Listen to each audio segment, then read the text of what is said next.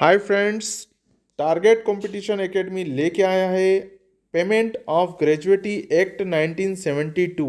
जी हाँ, यह जो टॉपिक है, यह टॉपिक बहुत इम्पोर्टेंट है। यह शासकीय कर्मचारियों से रिलेटेड भी है। उन्हें अपनी ग्रेजुएटी का पता लगाने और किस तरह से उन्हें ग्रेजुएटी मिलेगी, कितनी मिलेगी, इसमें ग्रेजुएटी का जो फार्मूला है वो भी हम बताएंगे आपको।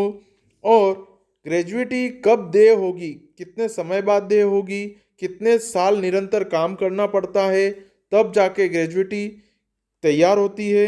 और ग्रेजुएटी के क्या क्या सिद्धांत है और किस किस क्षेत्र में ये ग्रेजुएटी लगती है, इन सभी प्रश्नों के साथ आज हम लेके आए हैं topic payment of gratuity act 1972। अगर आपने अभी तक हमारा चैनल सब्सक्राइब नहीं किया है तो प्लीज़ हमारा चैनल सब्सक्राइब करें, हमारे वीडियो को लाइक करें और बताएं कि हमारा वीडियो कैसा बना है। ये जो वीडियो है स्पेशल ईपीएफओ एग्ज़ाम स्पेशल है और इसके अंतर्गत एग्ज़ाम में जो प्रश्न पूछे जाएंगे वो भी हम बताएंगे। और इंडस्ट्रियल और लेबर लॉ से रिलेटेड भी है यह वीडियो। शासकीय कर्मचारियों के लिए भी यह वीडियो बहुत ही उपयोगी है। आप इसे ज़रूर देखें पूरा एंड तक। तो हम शुरू करते हैं आज का topic payment of gratuity act 1972। अब आपको बताना चाहेंगे कि ये एप्लीकेबल कहाँ कहाँ है। तो it's extend to the whole of India applicable. पूरे भारत में यह लागू होता है। Every factory, mines, oil field, plantation, port, railway company और सभी जगहों पर यह लागू होता है।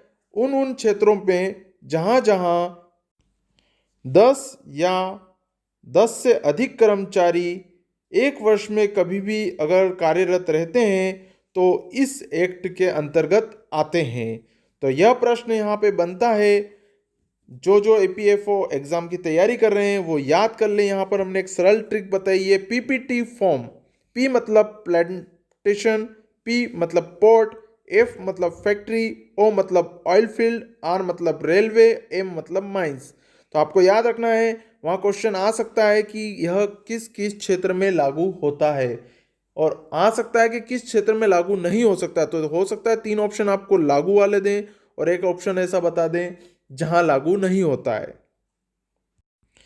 तो आप ये ट्रिक याद कर लीजिए। चलते हैं अब हम आगे की तरफ। एक्ट का मूलभूत सिद्धांत है, यहां पर हमने बताया है कि वंस कवर्ड ऑलवेज कवर्ड। जी हाँ, इसका मतलब यह है कि कोई भी कंपनी या संस्था इस एक्ट के अंतर्गत अगर आ गई तो एक बार वह आने के बाद उसके अंदर कर्मचारियों की संख्या 10 या 10 से अधिक होती है और उसने यदि एक्ट लागू कर दिया है तो वह संस्था फिर ग्रेजुएटी देने के लिए बाध्य हो जाती है। उसे ग्रेजुएटी देना पड़ता है। वह ग्रेजुएटी बंद नहीं कर सकती, चाहे वह कर्मचारियों की संख्या 10 से कम भी कर दे तब भी उसे ग्रेजुएटी देना ही पड़ेगी। तो इस एक्ट का मूलभूत सिद्धांत आप फिर समझ लीजिए, क्या है? Once covered always covered. तो ग्रेजुएटी का भुगतान करना ही पड़ेगा एक बार अगर ग्रेजुएटी शुरू हो गई है तो किसी भी कंपनी की। आगे चलते हैं। जो विद्यार्थी ईपीएफओ एग्जाम की तैयारी कर रहे हैं उनके लिए यहाँ पर 2 प्रश्न बनते हैं। एक तो मूलभूत सिद्धांत क्या है, दूसरा किसी भी कंपनी द्वारा एक्ट लागू होने के बाद क्या उसे बंद कर सकते हैं तो नहीं कर सकते हैं। अब हम चलते हैं आगे की तरफ। When is the gratuity payable, मतलब ग्रेजुएटी कब देय होगी, प्रश्न बनता है। तो ग्रेजुएटी किस अधिनियम के तहत पेएबल होती है? तो अधिनियम 4(1) के अनुसार ग्रेजुएटी का भुगतान किया जाता है। अब यहां पर बात होती है कि ग्रेजुएटी कितनी समय तक सेवा निरंतर देने के बाद ही लागू होती है। तो 5 साल तक सेवा निरंतर करने के बाद आपकी ग्रेजुएटी देय होती है। अब ग्रेजुएटी 5 साल के बाद ही मिलेगी, यह जरूरी हर एक नियम पर नहीं है, समझिएगा इस चीज को। उनके सुपर एनुएशन पर, उनकी सेवानिवृत्ति पर या समाप्ति पर ग्रेजुएटी मिलती है। लेकिन अगर किसी व्यक्ति की दुर्घटना में मृत्यु हो जाती है या उसकी विकलांगता हो जाती है या कोई रोग आ जाता है जिससे वह सेवा नहीं दे पा रहा है, तो 5 साल से पहले भी उसे ग्रेजुएटी मिल सकती है। लेकिन यह कारण होगा तभी। तो ध्यान रखिएगा, यहाँ प्रश्न बनता है कि दुर्घटना के कारण ग्रेजुएटी 5 साल से पहले मिल सकती है, तो हाँ मिल सकती है। और बाकी निरंतर सेवा आपको 5 साल देना ही है, 5 साल के बाद ही ग्रेजुएटी होगी। लेकिन दो अपवाद हैं, एक तो दुर्घटना में मृत्यु या दुर्घटना के अंतर्गत विकलांगता हो जाने पर ग्रेजुएटी 5 साल से पहले देय होगी। तो अब हम ग्रेजुएटी निकालेंगे कैसे? अमाउंट ऑफ ग्रेजुएटी पेएबल कितनी होगी, ये ग्रेजुएटी निकालने का हम आपको फार्मूला बताएंगे। यह प्रश्न बनता है कि फार्मूला आपसे पूछ सकते हैं एग्जाम में, और जो शासकीय कर्मचारी हैं वह भी देख सकते हैं ग्रेजुएटी कैसे निकलेगी। तो ग्रेजुएटी निकालने का फार्मूला है कि आपकी लास्ट पे सैलरी, मतलब आपका basic plus DA into 15 into number of years of service completed, मतलब आपकी सेवा अवधि जितनी आपने सेवा दी सर्विसेज, डिवाइड बाय 26, मतलब 26 से डिवाइड कर देंगे तो आपका ग्रेजुएटी निकल जाएगी। कितनी बनेगी? अब यहाँ पर दो बातें आती है। अब ग्रेजुएटी का पेमेंट कैसे हो सकता है? तो वो कैश भी कर सकते हैं, डिमांड ड्राफ्ट, बैंक चेक, ज़्यादातर तो डिमांड ड्राफ्ट और बैंक चेक से किया जाता है। और बात आ रही कि maximum salary payable under the gratuity act जो है वो कितना है, तो वो है 20 लाख। अब हम आपको बताना चाहेंगे कि यह किस सेक्शन के अंतर्गत आता है, यह भी प्रश्न बनता है। तो सेक्शन 4(3), मतलब कॉलम नंबर 3 के अंतर्गत। अब हम एक उदाहरण ले रहे हैं कि अमाउंट ऑफ ग्रेजुएटी पेएबल कितना होगा। यदि किसी व्यक्ति की मान लीजिए सैलरी बन रही है बेसिक प्लस डीए बराबर 45,000 रुपये कुल उसको मिल रहे हैं, लास्ट सैलरी उसको मिली, और इसमें 15 का गुणित उसकी जो सेवा अवधि थी वो 30 वर्ष की थी, तो 30 साल की नौकरी बटे 26। तो आप जब ये फार्मूला लगाएंगे तो ग्रेजुएटी बनती है यहाँ पर 7,78,846 रुपये। जी हाँ, इस तरह से आप अपनी ग्रेजुएटी निकाल सकते हैं जितने भी शासकीय कर्मचारी हैं।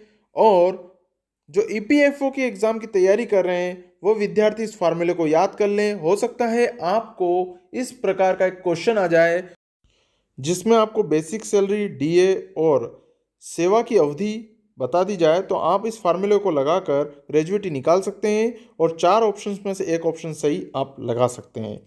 चलिए आगे चलते हैं।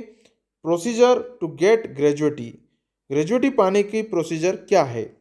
तो इसमें फॉर्म आई आता है जो कि एम्प्लॉय द्वारा भरा जाता है, और अगर फॉर्म जे भरा जाता है नॉमिनी द्वारा, यदि जिसे ग्रेजुएटी मिलना थी और वो नहीं रहा हो तो नॉमिनी के द्वारा भरा जाता है। फॉर्म के बाय लीगल हेयर। अब मैं आपको बताना चाहूँगा कि यदि कोई व्यक्ति ग्रेजुएटी के लिए आवेदन करता है तो उसको 30 दिवस के भीतर सर्वप्रथम आवेदन करना पड़ता है।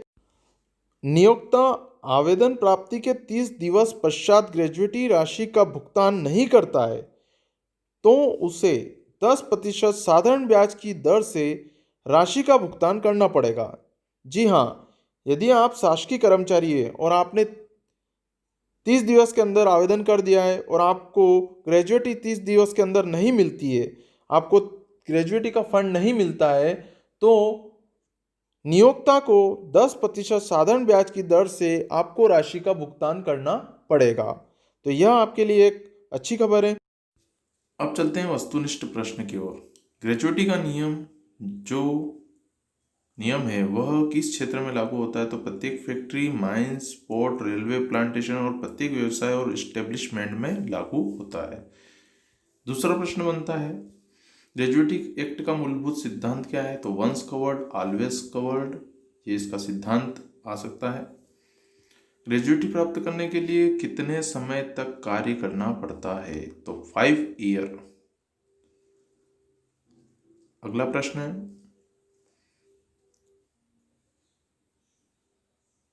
ग्रेजुएटी का नियम कितने कर्मचारी होने पर लागू होता है? 10 या 10 से अधिक होने पर कर्मचारियों पर ग्रेजुएटी का नियम लागू हो जाता है, और एक बार लागू करने के बाद इसे आप बंद नहीं कर सकते। अगर आपको हमारा वीडियो अच्छा लगा है तो लाइक करें, कमेंट करके बताएं कि आपको हमारा वीडियो कैसा लगा है। और ईपीएफओ एग्जाम से रिलेटेड जो इस टॉपिक के जो प्रश्न है, वस्तुनिष्ठ प्रश्न, वो हम जल्दी लेके आएंगे। और हमें बताएं कमेंट करके कि आपको वीडियो कैसा लगा। हमारे चैनल को सब्सक्राइब जरूर करें। आपने वीडियो एंड तक देखा उसके लिए बहुत बहुत धन्यवाद।